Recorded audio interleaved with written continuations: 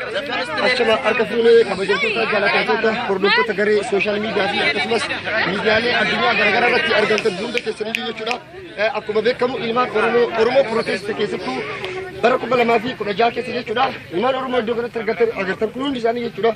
Warra ajjeechaa duukaa sanyii ilmaan Oromoo irratti jechuudha. Mootummaan Itoophiyaa irratti raawwatu jechuudha. Uummata agartanii lubbuu isaanii baafachuuf jecha iddoo kanatti argaman hundi isaanii jechuudha. Ilmaan Oromoo qofa waan ta'aniif akka lammii lammaffatti ilaalamaa biyya san keessatti jiraachuu dadhabanii biyya isaanii irraa bahanii jechuudha. Abaan tana nu gidduutti argamanii keessattuu waan baay'ee tokko nama gaddisiisu hundi isaan dura dhufne jechuudha. Haalli yeroo ammaan kana isaan irra jira waan baay'ee tokko nama yaachisu waan ta'eef jechuudha. Keessattuu artistii keenya kabajamtuu jaallatamtuu fi akkasumas hawwatamtuu Saaliyaa Sanii jechuudha. Guyyaan har'aan kana nu gidduutti argamti jechuudha. Nuti waggaa meeqa biyya kana keessa jiru waan hin godhin har'aan tana hawaasa ilmaan Oromoo baqatanii biyya Awurooppaa keessa jiran kana keessattuu biyya Jarman ijoollee kaan jirtu ijoollee kana dhiyuma kana dhufan jechuudha. Ji'a Oogustii kana keessa Oogustii fi Eepiriilii as jechuudha. Isaan argitan kun hundi isaanii jechuudha. Ilmaan Oromooti hundi isaanii jechuudha. Saaliyaa Sanii walitti qabdee keezii Oromoo kanaa fi akkasumas ilmaan Oromoo maaliif akka biyya irraa bahan biyya kana keessatti akkamitti akka wal ijaaruu wal qindeessuu fi akkasumas gartanii akkamitti hawaasa isaanii cinaa qeerroo cinaa fi akkasumas qabsoo ilmaan Oromoo yeroo ammaa kana eegalan cinaa akkamitti akkaataa isaan itti hiriiran gorsa adda addaa kennuuf nu gidduutti argamti. Waan hundaayyuu tartiibaan waan isin gabaasnu ta'a nu faana bu'aan nu hordofa.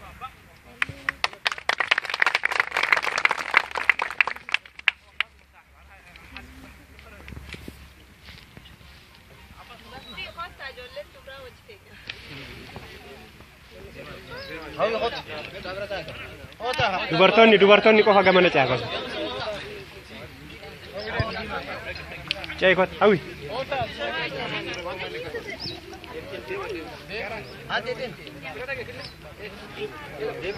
Hawi. Ceeka.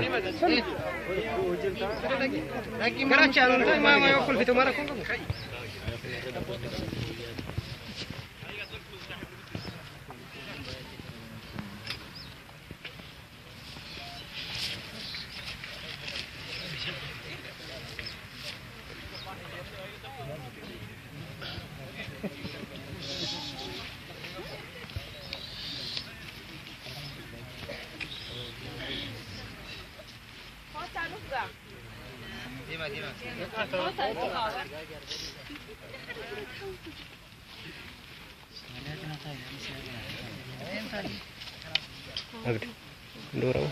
Berapa juta?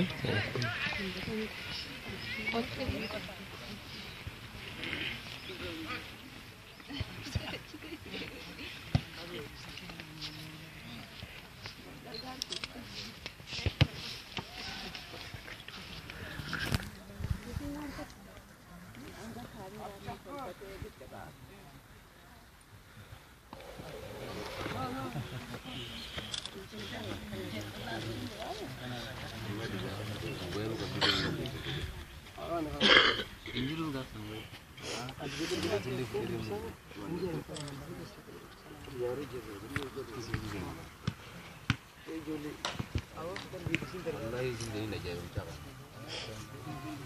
Ini sih ya.